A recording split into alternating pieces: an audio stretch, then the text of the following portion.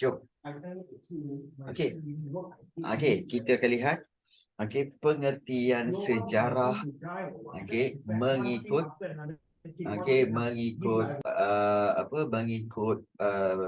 pandangan sejarawan, iaitu yang pertama sekali kita akan lihat Herodotus. Baik, siapakah Herodotus ini? Herodotus ini adalah sejarawan yang mula menggunakan perkataan sejarah ataupun historia yang bermaksud penyelidikan atau penyiasatan, investigation terhadap peristiwa silam maupun yang sezaman. Dan Herodotus inilah yang telah menulis buku historis atau juga dipanggil Sejarah Perang Parsi, The Persian War. Dan karyanya ini ditulis berdasarkan kajiannya terhadap peristiwa yang benar-benar berlaku. Baik, so kalau kita lihat di sini, apakah kata Herodotus tentang tentang sejarah? Apa yang dia kata tentang sejarah? Baik, dia kata, Herodotus kata apa tahu? Iaitu sejarah ini penceritaan, cerita tentang tindakan manusia yang penting, yang penting dan mengagumkan, serta sebab-sebab berlakunya sesuatu peristiwa. Kalau kamu tengok macam ni kan, penceritaan tentang tindakan manusia yang penting dan mengagumkan, serta sebab berlakunya sesuatu peristiwa. Macam mana nak ingat ni cikgu? Selalu kamu fikirkan, sejarah kena banyak ingat, banyak hafal. Tak, sejarah sebenarnya tak perlu banyak hafal pun. Cuma dia ada teknik bagaimana untuk ingat. Di sini cikgu terangkan awal-awal teknik tu macam mana. Teknik ni supaya apa tahu? Supaya kamu tahu bahawa inilah teknik dia. Sebab ramai kata sejarah susah. Padahal sejarah tak susah pun. Sejarah ni tak susah pun sebenarnya. Cuma kena ada teknik. Contohnya, kalau kita lihat teknik dia. Herodotus kata apa? Penceritaan tentang tindakan manusia yang penting dan mengagumkan serta sebab berlakunya sesuatu peristiwa. So, bila kita ambil di sini, Herodotus menyatakan bahawa sejarah itu apa? Penceritaan tentang tindakan manusia yang yang apa? Yang mengagumkan, penceritaan tentang tindakan manusia yang apa? Siapa boleh ingat lagi? Penceritaan tentang tindakan manusia yang mengagumkan, yang penting. Ya, betul, yang penting dan mengagumkan, serta sebab sebab berlakunya sesuatu peristiwa. Bagaimana nak ingat cikgu?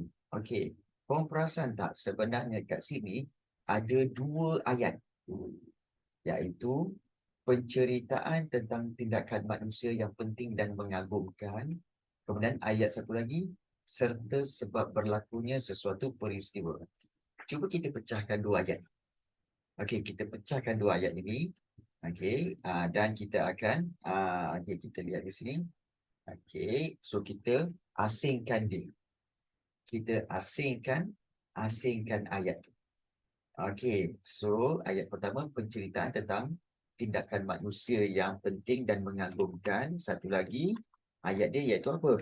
Iaitu sebab berlakunya sesuatu peristiwa. Nampak tak? So dia dah ada 2 ayat. Bermakna di sini sebenar-benarnya untuk ingat, kita boleh asingkan poin-poin penting. Dan kita boleh gugurkan perkataan-perkataan yang menghubungkan. Kita tinggalkan perkataan-perkataan yang penting. Contohnya, penceritaan tentang tu kita buang, tindakan manusia Okey. Kemudian yang ni kita buang. Okey. Penting dan mengagumkan. Kemudian, okey, kita lihat juga sebab berlakunya. Okey. Kemudian kita gugurkan sesuatu dan kita akan sambung dengan peristiwa. Nampak tak?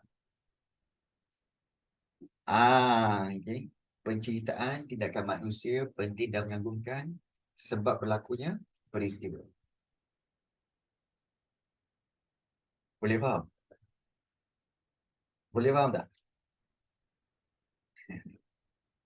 Ini kita kata sebagai cara yang lebih mudah untuk kita faham. Oh, cerita tindakan manusia penting mengagumkan.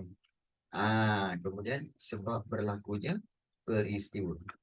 Kita gugurkan mana-mana perkataan yang tidak penting. Contoh penting dan mengagumkan tu kita buat palang macam tu. Penting mengagumkan. Dan kemudian, cikgu macam mana? Okey, mana dia punya keywords yang paling penting? Baik, keywords yang paling penting kat sini sebenarnya adalah dua perkataan ini. Iaitu Herodotus kata, Herodotus kata, sejarah ialah penceritaan tentang tindakan manusia. Okey, yang penting dan mengagumkan serta sebab berlakunya sesuatu peristiwa.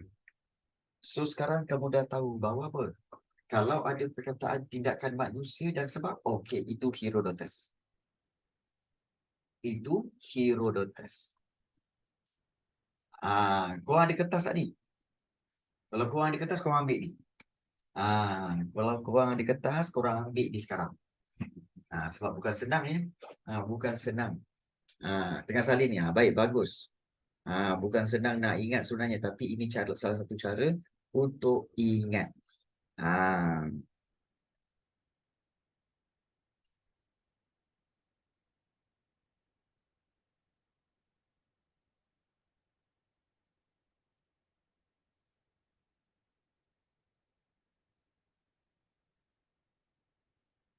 Kalau dah, tulis dah eh. Hmm. Okay, good.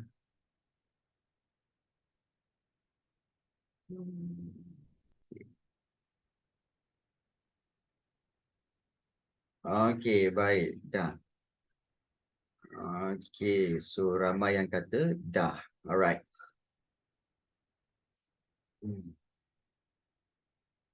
Okay. Okay, so takib dah. Okay, semua dah. Okay, itu Herodotus. Penceritaan tentang tindakan manusia yang penting dan mengagumkan serta sebab berlakunya sesuatu peristiwa. Jadi, okey, inilah kita kata sebagai cara belajar sejarah, iaitu kita ambil key point dia ataupun keywords dia, kemudian kita bina ayat jawapan. Itu cara dia. Kita bina ayat daripada situ. Contoh, satu lagi, kamu kena belajar benda-benda ni tau. Okey, iaitu contohnya, okey, kalau kamu tengok baju cikgu, okey, ada hitam, ada putih, ada kelabu. So, hitam, putih, kelabu. Kemudian tanjak.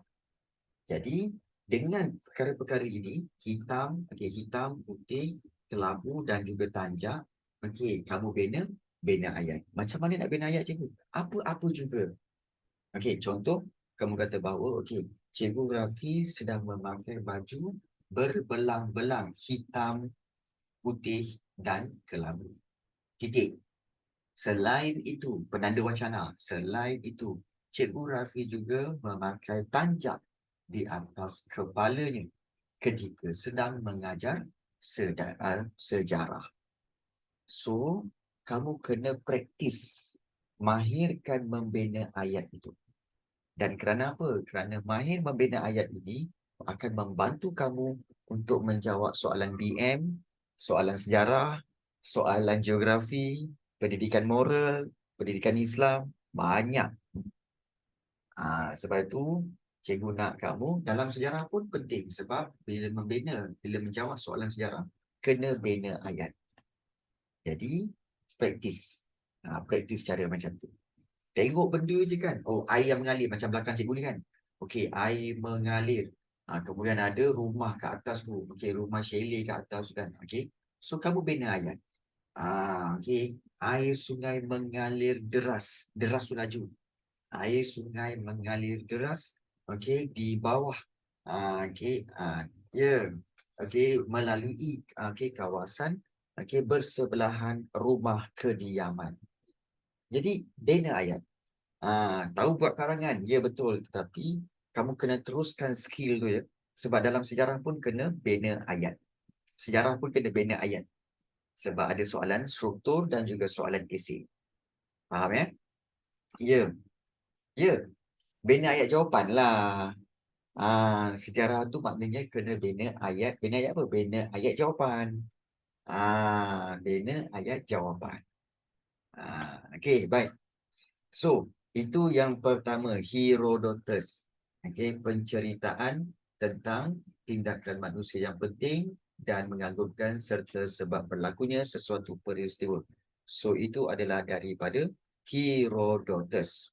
Okey, ini Herodotus. Baik. Kemudian kita lihat satu lagi, seorang lagi tokoh, iaitu tokoh ini ialah yang dipanggil E.H. Carr. Okey. E.H. Carr ini, beliau kata bahawa beliau ni adalah salah seorang ahli sejarawan dan bagi beliau ni sejarah ialah tindak balas pembaca terhadap penulisan sejarah, iaitu fakta-fakta yang ditulis oleh sejarawan. Karya ataupun buku yang terkenal yang ditulis oleh E.H. Carr ialah What is History? What is History? Ini buku ni. Jadi, apakah yang E.H. Carr bagi tahu tentang sejarah? Sejarah ni, bagi E.H. Carr, ini adalah suatu proses. Keywords dia satu proses interaksi. Interaksi berterusan antara ahli sejarah dengan fakta-faktanya. Iaitu suatu dialog yang tidak berkesudahan antara masa kini dengan masa lampau. So, apakah yang dikatakan proses interaksi berterusan antara ahli sejarah dengan fakta-faktanya seperti ini? Contoh, katakanlah cikgu ada satu artifak. Contoh ini bahan sejarah lah. Contoh ini bahan sejarah. Jadi, cikgu sebagai ahli sejarah, yang ini adalah kita kata sebagai fosilnya, ataupun juga arkeologi, kita kata ini sebagai artifaknya. Contohnya artifak lah. Contoh artifak. Jadi, bila cikgu mengkaji, cikgu buat kajian kepada artifak ini, bermakna cikgu sedang berinteraksi dengan dia. So satu interaksi. Bila cikgu dapat, cikgu interaksi dengan dia, dia berbentuk petak, cikgu tanda. Berbentuk petak empat segi. Berinteraksi lagi. Dia punya kulit, berwarna merah. Berwarna merah. Nampak tak? Interaksi antara ahli sejarah dengan fakta-faktanya. Suatu dialog yang tidak berkesudahan. Maknanya ini satu perbualan. Satu dialog yang tak habis-habis. Udah tengok balik, ada retak 3 kat sini, ada retak 3 kat sini. Kemudian interaksi lagi. Bila buka, dalam ni ada tulisan berbentuk tulisan Times New Roman. Tulisan Times New Roman.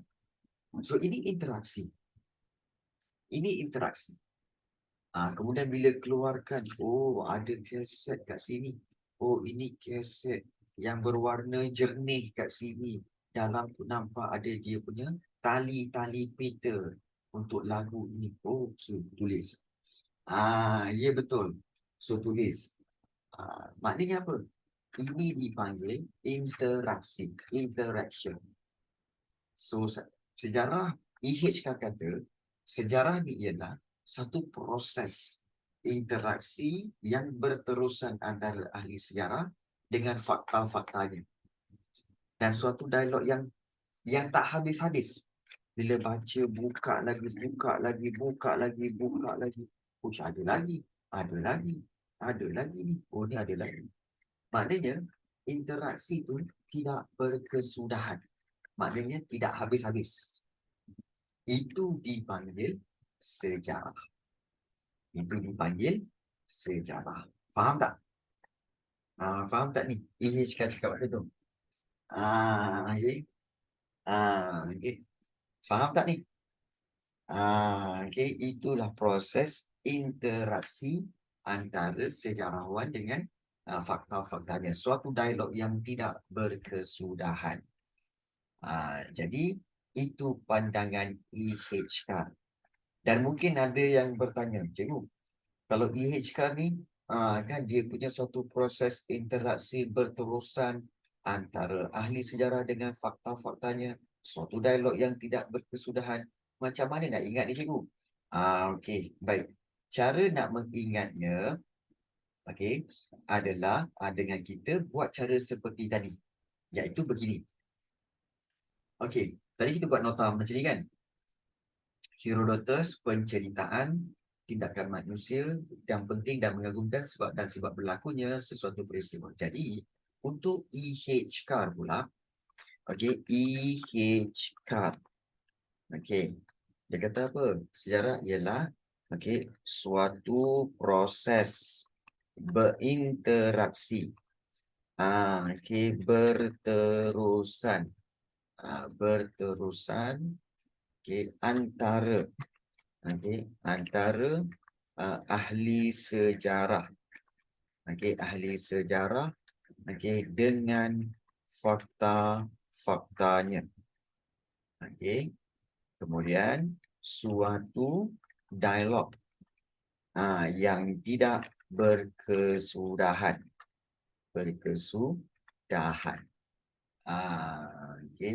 Antara masa kini dengan masa lampau. Antara masa kini dengan masa lampau. Baik. So, panjangnya cikgu. Macam mana nak ingat ni cikgu? Ada yang kata macam tu. Baik. Kemudian, baik. Kita buat proses yang macam tadi. Iaitu kita asingkan dua ayat. Suatu proses interaksi berterusan antara ahli sejarah dengan fakta-faktanya tu ayat yang pertama. So, suatu dialog ini adalah ayat yang kedua. Nampak tak? Suatu dialog yang tidak berkesudahan antara masa kini dengan masa lampau. So, kita dah dapat dua. Okey, dah dapat dua. Dan kemudian seterusnya, apa yang kita kena buat, iaitu kita gugurkan perkataan-perkataan yang tak penting, kita tinggalkan perkataan yang penting. Contohnya apa?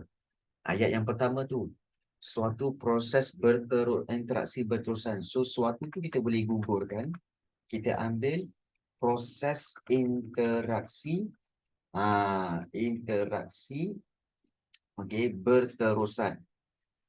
Antara tu kita boleh gugurkan. Iaitu proses interaksi berterusan ahli sejarah dengan tu kita gugurkan. Fakta-faktanya. Dan fakta-faktanya, kemudian kita gugurkan juga yang bawah tu, suatu dialog tu kita gugurkan suatu dialog yang tu kita boleh gugurkan. Dialog yang tidak berkesudahan. Antara tu kita buang. Dan kita letakkan tanda ni antara masa kini dengan masa lampau.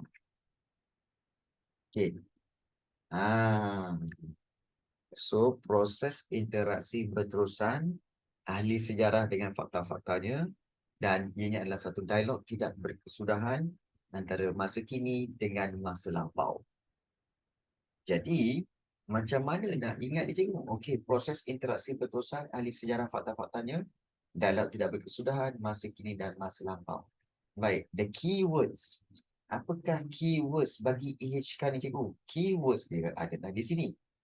EHK, keywords ni ialah apa? Proses interaksi. Interaksi ni adalah keywords dia. Interaksi berterusan. Ahli sejarah dengan fakta-faktanya. Interaksi ahli sejarah serta fakta-faktanya. Ini adalah keywords dia.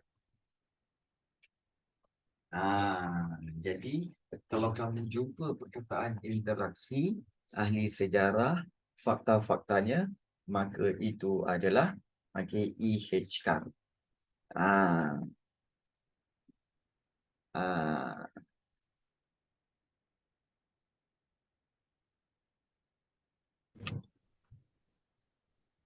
Okey, baik.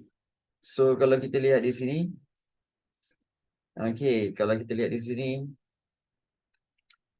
so kita dapat EHKD iaitu proses interaksi berterusan, ahli sejarah dan fakta-faktanya, dan ini adalah suatu dialog tidak berkesudahan masa kini dengan masa lampau. Okey. Baik. So ini adalah daripada EHK. Okey, dapat tak? Salin tak? Okey. Dah. Okey, dah Okey. So ini berkaitan dengan EHK. Baik. So dah Okey, kalau dah salin. Okey.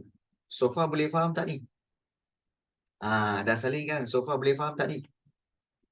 Boleh faham Cikgu pergi very slow, relax, faham supaya kamu nampak.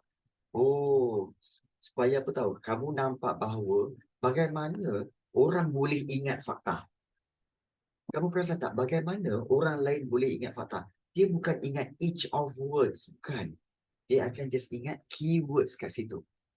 Bila dia dapat keywords tu, dia terus bina ayat dia sendiri. Ayat dia sendiri yang dia faham. Jadi bila dia faham, dia dapat keywords tu, dia akan buat ayat sendiri dan itu akan menjadi fakta. Itulah dia.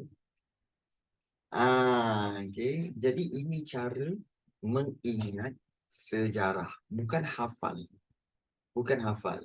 So kita create ayat kita sendiri daripada fakta-fakta, daripada keywords yang telah kita pelajari tadi. Itu cara dia. Baik. So kita akan teruskan lagi. Tetapi sekejap lagi dalam pukul 10, 10.30 kita akan berhenti sekejap, berehat selama 5 minit kita 10.30 nanti kita break je untuk 5 minit dan kita akan sambung. Boleh Akmal Hajiri boleh, Ali Firdaus boleh, Zarif boleh, Zarif, Wan Faid boleh Wan Faid ada kelas lepas ni kan? Tak apa. Kalau yang ada kelas lepas ni tak apa, boleh boleh keluar, dan sebab ada juga pelajar lain yang ada kelas lain selepas ini. Tak apa. It's okay. Okey. Kita sambung lagi. Untuk yang ketiga. Yang ketiga, Ibnu Khaldun. Ibnu Khaldun. Ini dia. Orang dia, gambar dia. Ibnu Khaldun. Siapakah Ibnu Khaldun ni? Ibnu Khaldun ni dia adalah salah seorang ahli sejarawan Islam. Dan karyanya yang terkenal ialah dia tulis buku iaitu buku Muqaddimah yang ada 6 bab. Dan dalam buku tu dia menceritakan dan mengupas perihal kehidupan manusia,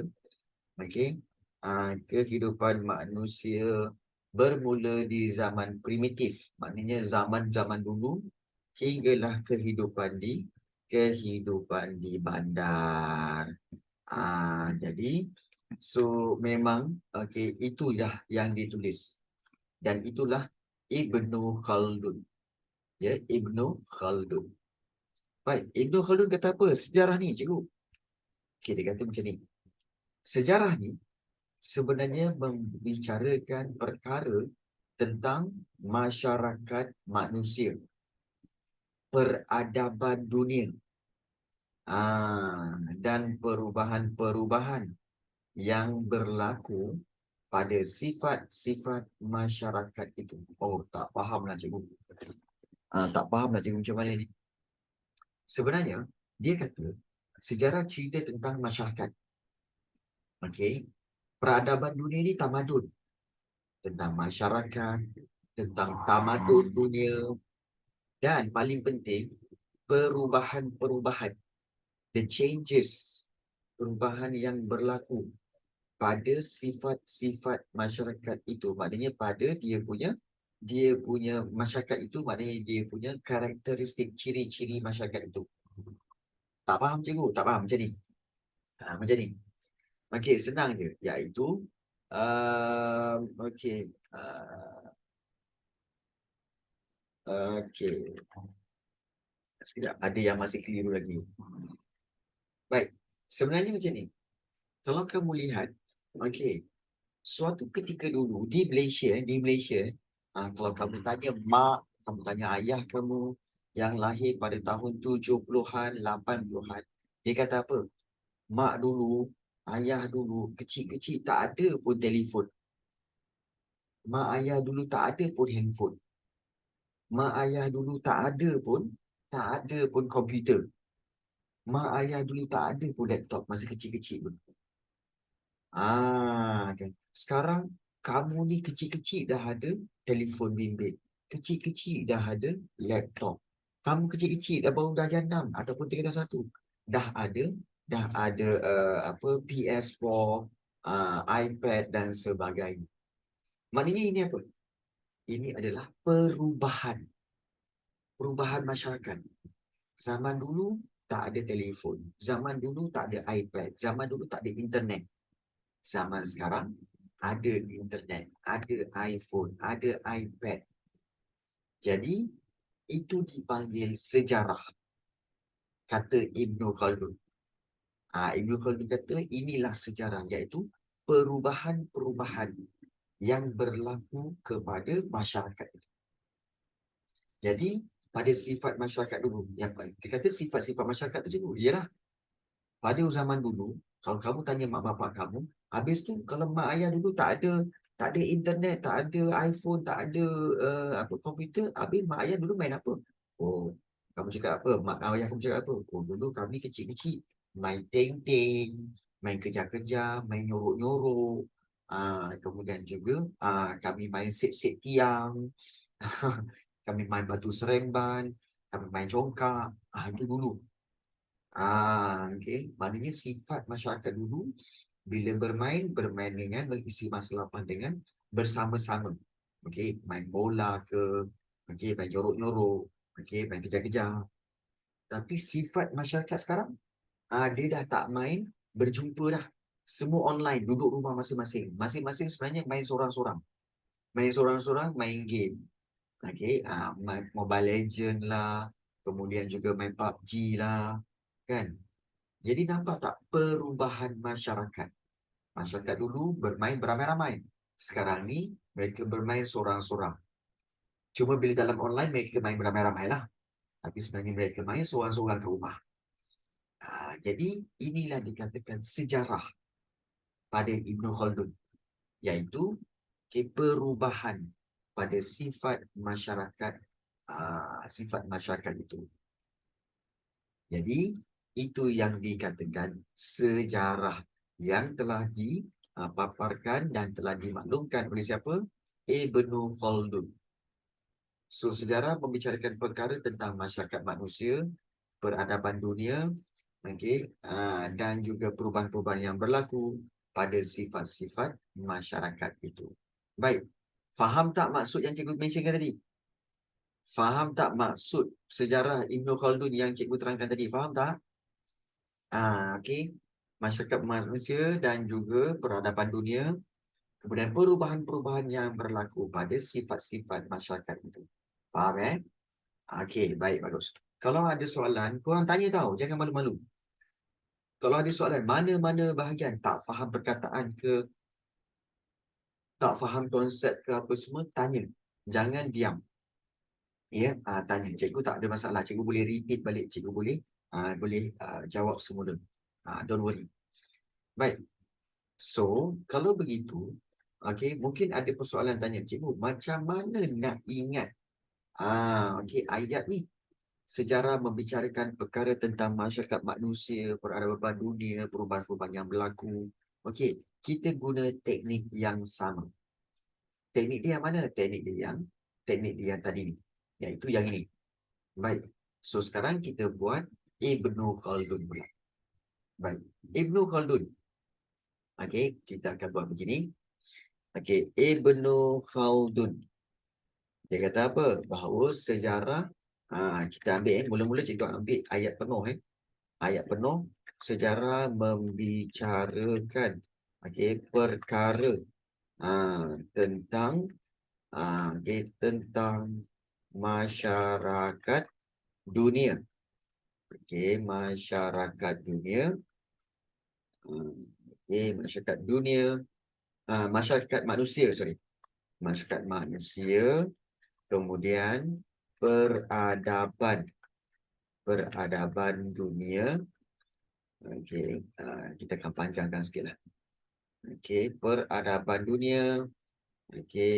Dan perubahan-perubahan. Dan perubahan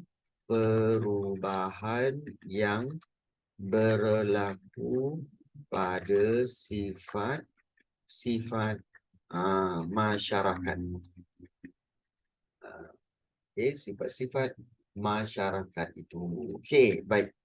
Panjang ni cikgu. Macam mana nak ingat ni cikgu? Gitu. Ramai yang telah tertanya-tanya. Macam nak ingat cikgu? Okey. Gunakan teknik yang sama. Iaitu kita akan apa?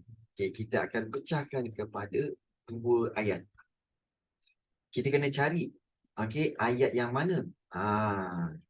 Sejarah membicarakan perkara tentang masyarakat manusia, peradaban dunia dan perubahan. Bila ada perkataan dan, maknanya itu adalah dah masuk ayat baru. Jadi, kita akan gugurkan dan kita akan buat perubahan-perubahan ini. Inilah dia perkataannya. Ayat yang baru. Sudah ada 2 ayat. Sejarah membicarakan perkara tentang masyarakat manusia dan kalau yang koma tu kita boleh tambahkan dan lah. Dan perubahan peradaban dunia dan perubahan-perubahan yang berlaku pada sifat-sifat masyarakat itu. Still panjang lagi kan? Okey. Kita akan gugurkan perkataan-perkataan yang tidak penting dan kita kekalkan perkataan-perkataan penting. Okey. Ibnu Khaldun kata sejarah ialah sejarah membicarakan. So, ini tak payah kita ulang lagi sebab benda ni semua tentang sejarah. Jadi, kita boleh gugurkan sejarah dan membicarakan. Kita gugurkan. So, Ibnu Khaldun kata sejarah ialah perkara tentang. So, tentang, kita boleh gugurkan dan kita buat begini. Perkara tentang masyarakat manusia dan kita boleh gugurkan. Peradaban dunia. Kemudian perubahan-perubahan. Bermakna dia berganda. Kata ganda. Kata ganda kita gugurkan kepada, kita buat satu je. Perubahan yang berlaku. Yang berlaku ni juga pada sifat-sifat masyarakat itu. So, kita boleh gugurkan yang berlaku pada dan kita akan ambil perubahan sifat-sifat masyarakat. Sifat-sifat, kata ganda, kita gugurkan lagi. Perubahan sifat masyarakat itu kita gugurkan lagi. Jadi, dia akan jadi begitu. Ibnu Khaldun kata apa? Sejarah ialah perkara tentang masyarakat manusia dan peradaban dunia. Kemudian perubahan yang berlaku pada sifat masyarakat itu. Maknanya kita bina ayat sendiri. Dan ini kalau kita kata still panjang, macam mana kita nak ingat cikgu? Senang saja, the keywords untuk Ibnu Khaldun sebenarnya adalah peradaban manusia dan perubahan pada sifat masyarakat itu. Maknanya, kalau kamu jumpa perkataan peradaban dunia, perubahan yang berlaku, maka itu adalah Ibnu Khaldun. Faham? Cikgu dah ringkas sampai yang sekecil-kecilnya. Nak ambil sekarang. Nak ambillah sekarang.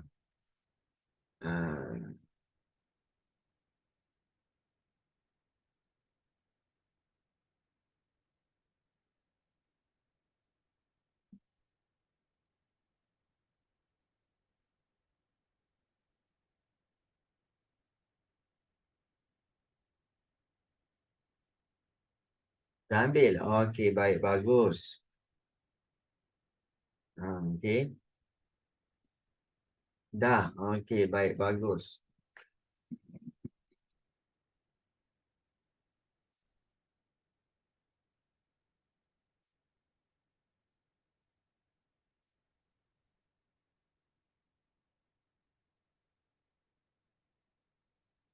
Okey, baik. So, kita sambung hari ini. Okey, kita sambung iaitu berkaitan rapat dengan profesor. Macam lebih-lebih. Okey, baik, tak apa. Okey, jom kita lihat berkaitan dengan tokoh seterusnya, okey, iaitu Profesor Khoo Kay Kim. Khoo Kay Kim. Baik, siapakah Profesor Khoo Kay Kim ni? Jom kita tengok Khoo Kay Kim. Profesor Khoo Kay Kim ni, okey, kalau kita lihat Profesor Khoo Kay Kim ini, beliau adalah salah seorang daripada sejarawan yang tempatan yang tersohor, yang terkenal, tersohor ni yang terkenal lah, yang mengkaji sejarah Malaysia. Dia memang mengkaji sejarah Malaysia. Dan apa dia kata tentang sejarah? Okey, sejarah ini merujuk kepada apa-apa yang pernah berlaku, pernah atau sudah berlaku. Dan sejarah akan mendorong kita lebih memahami apa-apa yang berlaku pada masa kini, okey, di samping menjamin di samping menjamin kesilapan yang sama tidak berulang. Dan sejarah ialah ibu kepada kepada semua bidang. Apa maksudnya, cikgu? Baik, maksudnya adalah sebenarnya sejarah ini ialah apa-apa juga yang pernah berlaku. Contoh, kalau kita lihat macam kelas hari ini, kita mulakan sepatutnya pukul 9.30, tetapi kita mula 10.30. Bermakna itu satu sejarah. Okey, sejarah yang berlaku iaitu kita telah memulakan kelas sedikit lewat, okey, iaitu pada pukul 10.30. Maknanya ianya pernah berlaku. Jadi, itu juga telah dipanggil sejarah. Pagi tadi, kamu breakfast. Okey, ada yang makan breakfast dengan roti. Ada yang breakfast dengan nasi lemak. Ada yang breakfast dengan bihun goreng. Itu juga telah menjadi kita kata sebagai sejarah. Maknanya apa-apa yang pernah berlaku atau sudah berlaku itu adalah sejarah. Kata Profesor Khoo Kay Kim tadi. Okey. Dan apa kepentingan dia? Sejarah ini akan mendorong kita lebih memahami apa-apa yang berlaku pada masa kini. Di samping menjamin kesilapan yang sama tidak berulang. Ya, betul. Apa yang cikgu baru kata tu pun sudah menjadi sejarah. Sebagai contoh, okey, iaitu apabila kamu masih ingat, macam selalu cikgu cakap, perumpamaan yang ataupun contoh yang paling mudah iaitu apabila kamu, okey, dulu, okey, kamu masih ingat lagi bahawa, okey, sekarang ni kan kalau kamu keluar je dari rumah kan, kamu terus naik basikal. Ambil basikal dan naik basikal. Kamu masih ingat tak sejarah mula-mula kamu naik basikal dulu? Mula-mula kamu belajar naik basikal dulu, kamu beberapa kali telah jatuh. Jatuh sampai luka lutut, sampai luka siku dan juga jari kan. Sebab jatuh. Tetapi oleh kerana jatuh itu, okey, kemudian kamu teruskan belajar menaiki basikal dan akhirnya, ya, menangis kan. Dan akhirnya sekarang kamu dah boleh naik basikal. Maksudnya apa? Maksudnya di sini, maksudnya di sini bahawa kamu telah menjadikan pembelajaran jatuh tu sebagai satu kesilapan yang mana kamu tidak akan ulang lagi. Maknanya kesilapan kamu jatuh basikal, kamu tidak akan ulang lagi. Maknanya kesilapan yang berlaku kamu tak akan buat lagi. Jadi sekarang kamu faham, oh, kenapa aku dah boleh naik basikal. Dulu aku naik basikal sampai jatuh sebab tak pandai. Tapi lama-lama Okey, aku telah pandai naik basikal. Jadi sebenarnya kamu telah belajar daripada kesilapan. Supaya tidak jatuh longkang itu. Okey, ya. Jadi jatuh sampai masuk hospital pun ada. Jadi itu maksud sejarah, iaitu untuk menjamin supaya kesilapan yang sama tidak berulang, dan sejarah ialah ibu kepada semua bidang. Maksudnya apa ni cikgu? Maksudnya, maksudnya ialah, kamu tahu kan subjek seperti apa? Matematik, sains, pendidikan Islam, kemudian bahasa Inggeris, kemudian apa lagi? Geografi. Semua mata pelajaran datang daripada pelajaran sejarah. Jadi sejarah inilah yang telah melahirkan subjek-subjek lain. Sejarahlah yang telah melahirkan subjek matematik. Sejarah yang telah melahirkan subjek sains. Sejarah yang telah melahirkan subjek geografi dan sebagainya. Jadi sebab itu dipanggil sejarah ini ibu kepada semua bidang. Kata Profesor Dr. Khoo Kay Kim. Ya betul. Sejarahlah yang telah lahirkan bahasa Inggeris. Sejarah juga lahirkan sains. Sejarah juga lahirkan matematik. Jadi sejarahlah ibu kepada semua mata pelajaran lain. You can't believe it, you believe it lah. You believe it lah. Okay. Yeah. Who created maths? Sebenarnya, dia macam ni. Kalau ikutkan, sejarah menceritakan bahawa, orang-orang Mesir purba membina piramid, betul? Orang-orang Mesir, membina piramid. Orang-orang zaman dulu membina piramid.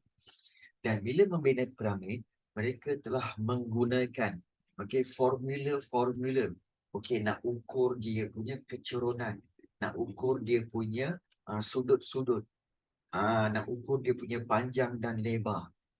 Daripada situ, formula-formula yang dibuat oleh orang-orang dahulu ini, formula mengira tapak luas, panjang dan lebar, kemudian formula nombor dan sebagainya, itu semua telah dikeluarkan menjadi matematik.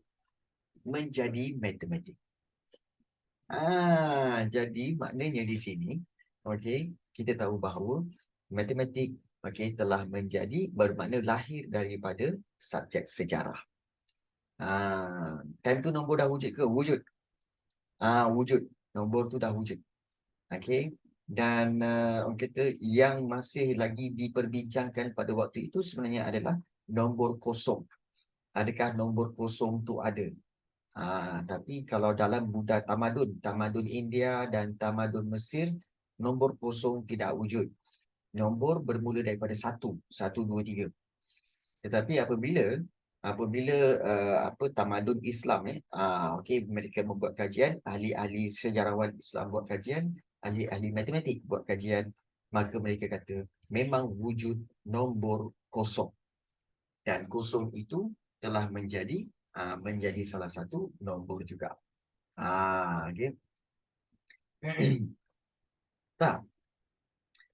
Kamu kena faham bahawa pada zaman dahulu, penggunaan matematik bukanlah di dalam buku atau di dalam kelas. Tapi penggunaan matematik ini dibuat dalam bentuk praktikal. Iaitu apabila mereka membina bangunan, apabila mereka membina terusan, membina piramid, membina bangunan. Jadi itu semua memerlukan ukuran-ukuran dan pengiraan matematik. Jadi mereka mengamalkannya. Mereka tak tulis dalam buku tapi mereka mengamalkannya. Macam mana dia ukur? Dia ukur menggunakan alat-alat yang berbeza daripada kita sekarang lah. Hieroglif tu hanyalah tulisan. Hieroglyphics tu hanyalah tulisan. Dia bukan nombor. Kamu kena faham perbezaan antara tulisan dan nombor. Beza tulisan dan nombor adalah sesuatu yang berbeza. Ya, memang betul. Zaman dahulu lebih maju. Okey, kerana mereka praktikkan apa yang mereka pelajari. Zaman sekarang ini, kita ada banyak ilmu, tapi kita jarang praktikkannya. Jadi orang yang sekarang ni, kalau kamu nak bijak, okey, kalau kamu nak menjadi orang yang lebih, kita kata sebagai wiser, okey, lebih bijak, kamu kena praktikkan apa yang kamu belajar. Okey, kamu kena praktikkan. Contoh, kalau kamu belajar matematik, kamu praktikkan dalam kehidupan kamu. Menggunakan formula-formula matematik dalam urusan-urusan harian kamu. Menggunakan formula sains, pengetahuan sains kamu dalam kehidupan seharian. Menggunakan pengetahuan sejarah kamu dalam kehidupan seharian. Itu orang yang bijak. Itu orang yang bijak. Jadi itu perbezaan dia. Okey, jadi cikgu syorkan untuk kamu semua dapat ilmu, gunakan. Jangan biarkan sahaja. Okey. Okey, so ada yang bertanya tentang who created studies. No, sebenarnya sifat manusia is what we call a human being. Sifat manusia, dia ingin tahu. They want to know. Jadi bila sifat ingin tahu itulah munculnya ilmu pengetahuan, which you want to something to know. You want something to know. Jadi kamu akan dapatkan ilmu itu. Jadi kamu tidak boleh salahkan who created study, sebab study ni sebenarnya adalah kita kata sebagai sifat manusia yang ingin tahu. Okey, jadi kamu kena faham di situ. Okey. So itu kepentingan sejarah, iaitu sejarah ialah ibu kepada semua mata pelajaran. Ya, ibu kepada semua mata pelajaran. Jadi kita lihat di sini, itu yang dikatakan oleh Profesor Khoo Kay Kim. Tapi Profesor Khoo Kay Kim ni telah pun meninggal dunia semasa pada tahun, kalau tak salah cikgu, tahun 2019. Okay. Ya, betul. Ya, ya, betul. You see, ni dia sila dapat jawapan dia kan. Studying is not invented. It is nature of human. Kan sama macam cikgu cakap. Sama tak macam cikgu cakap ni dia sila? Bahawa study ni bukannya sesuatu yang dicipta, tapi sesuatu yang nature, sesuatu yang manusia tu ingin tahu. Sifat manusia tu memang ingin tahu. It's a study. Okay. Jadi kamu tahu bahawa apa yang cikgu cakap bukanlah something yang sesuatu yang sia-sia, sesuatu yang saja dibuat-buat, tak. Cikgu memang cakap berdasarkan perkara yang betul. Siapa cipta belajar?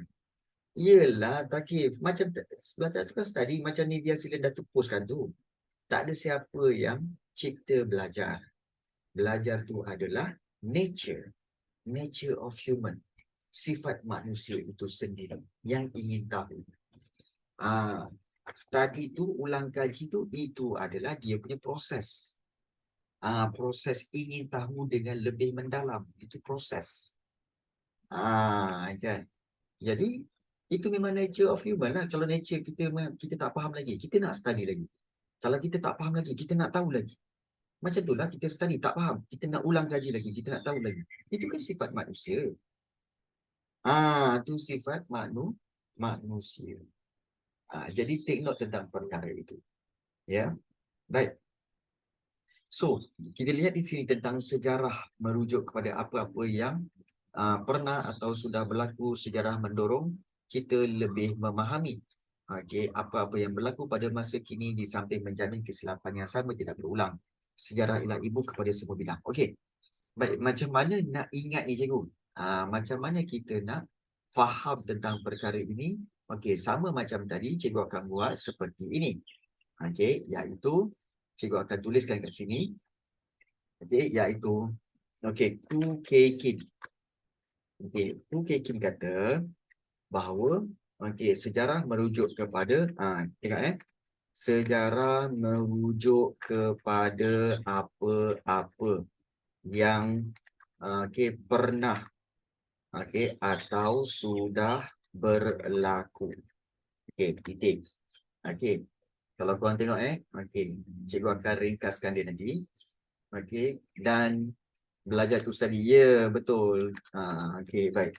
Kemudian ayat yang kedua, sejarah mendorong kita, okey, mendorong kita lebih memahami, okey, apa-apa, okey, apa-apa yang berlaku pada masa kini.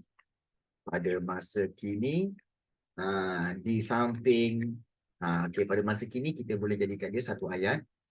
Kemudian kalau di samping itu kan, okey, kita boleh gugurkan, okey, dan kita boleh buat macam ni. Nanti kita gugurkan ya. Baik, di samping, okey, menjamin kesilapan yang sama tidak berulang. Tidak berulang. Dan ayat terakhir dia iaitu, okey, sejarah ialah ibu kepada semua bidang. Okey, so dia ada 4 ayat kat sini Dia ada 4 ayat di sini. Baik. So bagaimana untuk kita memudahkan dia? Okey, kita gugurkan perkataan-perkataan yang tidak penting dan tinggalkan perkataan yang penting.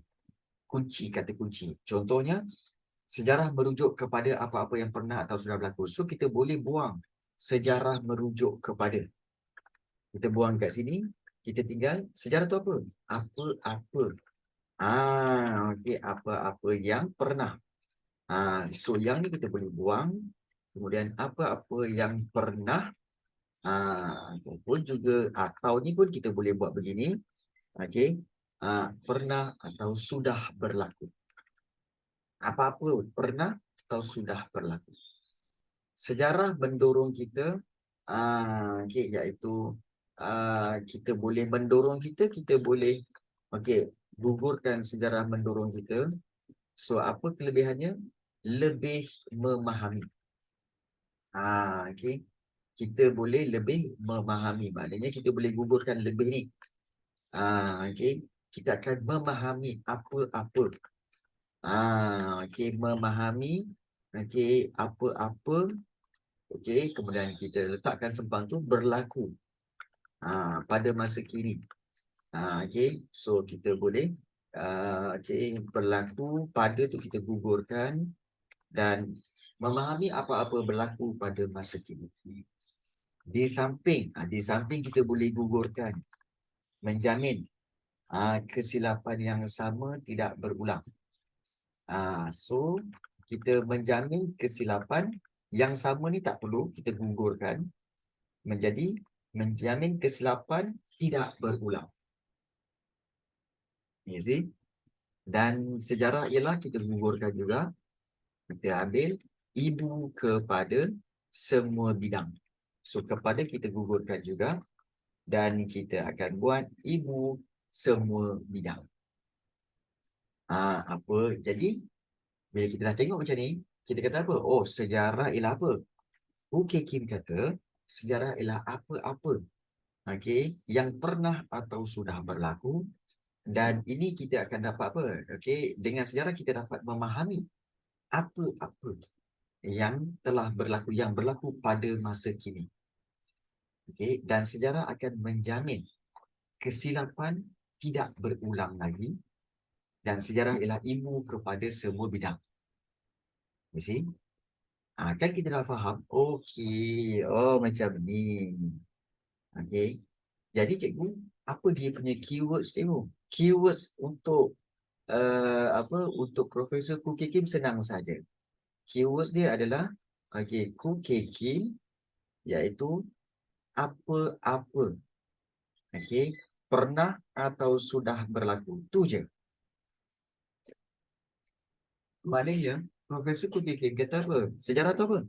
Apa-apa yang pernah atau sudah berlaku. Itu sejarah lah.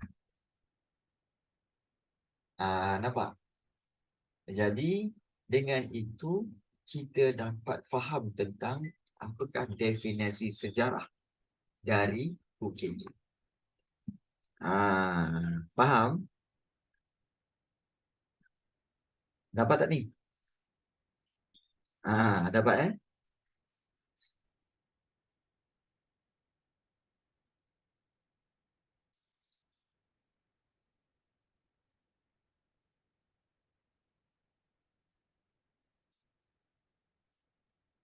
Okey. Faham. Okey. Baik. Boleh ambil. Sementara cikgu reply jap. Ada parents nak masuk.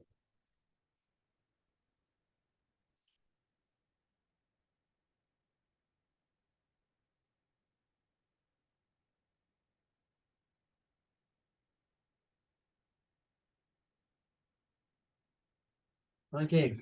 Baik. So, inilah dia Profesor Khoo KK. Okey. Senang ke susah ni? Senang kan? Okey. Tak senang, tak susah. Ya. Dia cikgu akui dia tak senang. Tapi taklah susah. Dia bukanlah senang. Tapi dia bukanlah susah untuk dipelajari. Dia bukan susah untuk dipelajari. Itu pasti. Okey. Baik. So, itu daripada Profesor Khoo K. Kim. Okey, dah siap? Dah siap okey. Baik. Okey, kita pergi kepada kita akan pergi kepada seterusnya. Okey, iaitu kita tengok iaitu tokoh yang terakhir. Okey, tokoh yang terakhir apa dia kata tentang sejarah? Okey, baik, jom kita tengok. Baik. Tokoh yang terakhir ialah Muhammad Yusuf Ibrahim. Okey, Yusuf Ibrahim. Dia kata sejarawan tempatan, beliau ni adalah sejarawan tempatan yang mengkaji tentang ilmu dan disiplin sejarah. Antara karya beliau yang terkenal termasuklah Sejarawan dan Persejarahan Melayu, Tradisi dan Transformasi. Ini buku-buku yang beliau tulislah. Baik. Beliau kata sejarah ni apa? Baik. Yusuf Ibrahim, dia kata sejarah ni ialah masa lalu itu sendiri. Maknanya, sejarah ini sebenarnya ialah masa lalu. Perkara-perkara yang dah lepas. Masa lalu itu sendiri, masa lepas tu. Dan sejarah juga merupakan catatan ataupun rekod tentang sesuatu peristiwa yang berlaku pada suatu masa yang lalu. Okay. Maksudnya apa? Maksudnya, sejarah ialah catatan ataupun rekod tentang peristiwa yang berlaku suatu masa yang lalu. Contohnya, kalau kita lihat dalam sejarah, dalam buku sejarah Malaysia, dicatatkan, ditulis bahawa Malaysia telah merdeka pada tahun 1957. Iaitu pada 31 Ogos 1957, Tanah Melayu merdeka daripada penjajahan. Jadi ada buku catatan ditulis tentang peristiwa itu di mana British telah menyerahkan kemerdekaan kepada Tanah Melayu dan British pun kembali ke negara mereka dan juga Tanah Melayu telah diperintah oleh orang tempatan sejak 31 Ogos 1957. Jadi ada catatan dia, ada rekod dia. Okay. Kalau British tak kasih merdeka, bermakna Malaysia jadi British tak? Malaysia akan jadi dia akan jadi sebahagian daripada tanah jajahan lah. Dia dipanggil tanah jajahan British. Tapi British tak mungkin nak mempertahankan Malaysia. Kerana apa? Kerana Malaysia ni sebenarnya berkedudukan yang jauh daripada negara asal Britain, iaitu British lah. Britain kat sana, jauh. Daripada Malaysia. Jadi sukar untuk mereka mengawal negara Malaysia dan menguruskan Malaysia dengan baik. Itu satu. Yang kedua, British sendiri sebenarnya back to 1920, 1930, sebenarnya British telah melakukan satu perjanjian dengan Amerika, di mana British berjanji bahawa akan lepaskan tanah jajahan kepada penduduk tempatan supaya penduduk tempatan boleh mentadbir. Jadi British sendiri dah buat perjanjian untuk melepaskan tanah jajahan itu. Jadi oleh sebab itu memang lambat laun British tetap akan beri kemerdekaan sebab dah janji, dah buat perjanjian, iaitu dalam perjanjian Piagam Atlantik. Piagam Atlantik lah. Baik. So ada soalan lagi. Kalau komunis yang jajah, maka negara kita akan bertukar menjadi negara komunis lah, seperti Korea Utara dan sebagainya. Ya, Malaysia akan jadi negara komunis juga. Tetapi daripada satu sudut, bahawa biasanya negara komunis adalah negara yang diperintah oleh komunis dan rakyat itu setuju untuk mengambil ideologi komunis itu. Whereby, kalau di Malaysia ni, di Tanah Melayu, walaupun komunis cuba menjajah, tetapi rakyat Malaysia, rakyat Tanah Melayu pada waktu itu, memang tidak bersetuju dengan komunis. Tidak bersetuju dengan ideologi komunis. Maka, ideologi komunis telah ditentang, telah dilawan. Jadi, sebab itu, mustahil untuk komunis dapat bertapak, dapat menguasai Tanah Melayu. Sebab orang-orang tempatan tidak menerima komunis. Sebab orang tempatan memang tak menerima komunis itu. Jadi kamu kena faham di situ. Apa ideologi komunis? Ideologi komunis. Ideologi komunis kamu akan belajar semasa sejarah tingkatan 4 nanti. Sejarah tingkatan 4, kamu akan belajar tentang ideologi komunis. Tak. Kalau cerita pada kamu sekarang ini, kamu masih lagi kurang memahami tentang ideologi ni. Kamu kena bersabar dulu. Sebab ideologi ni dia satu gaya pemikiran yang kamu sendiri pun susah nak faham. Jadi bukan sekarang. Bukan sekarang ya, sebab benda ni susah nak faham. Kena explain dan kena bayangkan banyak perkara. Tak apa. Sabar. Baik. So, bagaimana dengan Yusuf Ibrahim ni, cikgu? Macam mana nak ingat dia, cikgu? Baik. Untuk Yusuf Ibrahim, so cikgu boleh buat seperti inilah. Baik. Untuk Muhammad Yusuf Ibrahim, dia kata apa? So cikgu akan buat seperti biasa di bawah ni. Di bawah ni tak nampak nanti ni. Bolehlah kat bawah. Baik. So, cikgu akan tulis kat sini. Muhammad Yusuf. Yusuf Ibrahim. Ibrahim. Baik. Dia kata apa tentang sejarah ni, cikgu? Baik. Dia kata, sejarah ini ialah, sejarah ialah masa lalu itu sendiri. Sendiri. Dan itu ayat yang pertama kita tengok tadi kan. Sejarah ialah masa lalu itu sendiri. Dan ayat keduanya, sejarah, kita buat sini, sejarah, merupakan, catatan atau rekod tentang sesuatu peristiwa yang berlaku pada masa lalu.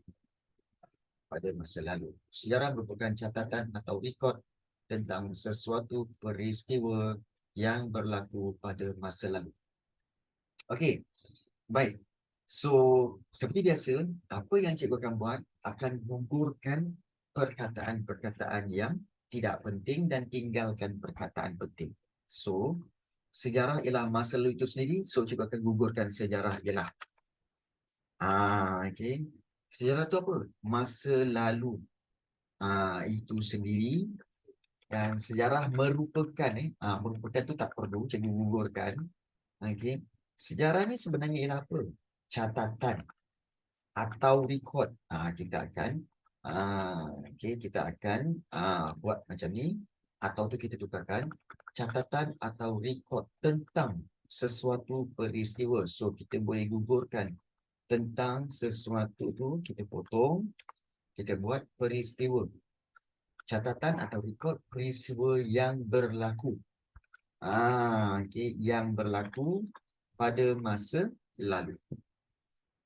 Jadi, okay, kalau kita lihat, kita dah pendekkan dia dan inilah caranya. Dan apakah kata kunci bagi Yusuf Ibrahim? Kata kunci bagi Muhammad Yusuf Ibrahim, okay, ialah okay, catatan atau rekod. Okay, peristiwa yang berlaku. Kalau kamu jumpa je catatan atau rekod peristiwa yang berlaku pada masa lalu, itulah Yusuf Ibrahim. Itulah Yusuf Ibrahim. Jadi, kamu perhatikan okay, perasan tak bahawa sebenarnya bila kamu kamu permudahkan, kamu buat kesimpulan bahawa kalau Herodotus, dia perkataan kata kunci dia apa? Tindakan manusia. Okay, manusia. Kemudian satu lagi perkataan dia apa? Iaitu sebab. Okay, sebab berlakunya sesuatu peristiwa. Kalau kamu tengok, okay, EHK. Okay, EHK, dia kata apa? Bahawa ini adalah perkataan apa? Iaitu interaksi. Okay, interaksi. Okay, kemudian kamu buat kat sini ahli sejarah. Okay, kemudian kamu buat di sini iaitu fakta-faktanya. Fakta-faktanya. Okay, jadi itu keyword bagi EHK. Bagi Ibn Khaldun pula. Kalau kamu tengok Ibn Khaldun. Okay, keywords dia ialah peradaban dunia. Dan satu lagi, perubahan. Perubahan. Nampak? Okay. Kukekin. Okay, Kukekin. Dia kata apa? Okay, apa-apa. Keywords dia apa-apa. Kemudian kita boleh letakkan satu lagi, pernah atau sudah berlaku. Okay, apa-apa yang pernah atau sudah berlaku. Okay, so ini Kukekin. Dan juga Yusuf Ibrahim, kita boleh buat, okay, Muhammad Yusuf Ibrahim. So dia kata apa? Sejarah ni ialah keywords dia catatan atau rekod. Kemudian kita boleh buat satu lagi, okay, iaitu peristiwa. Okay. Okay, so kita boleh buat kat sini satu lagi iaitu perkataan dia peristiwa. Okay. Nah, so inilah keywords bagi setiap okay, tokoh-tokoh ini. Okay.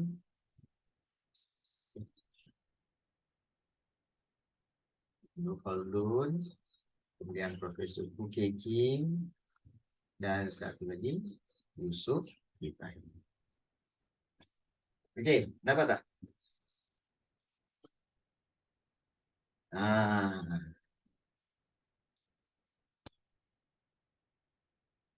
Nampak kan?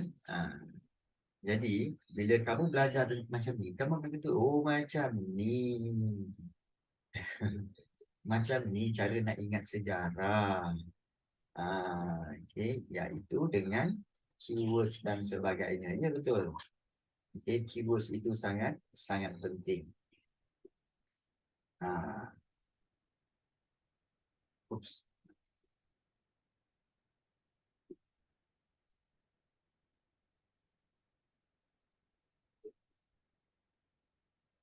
Okay.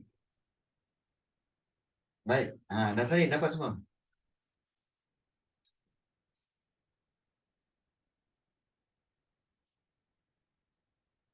Dah Okey, baik, bagus.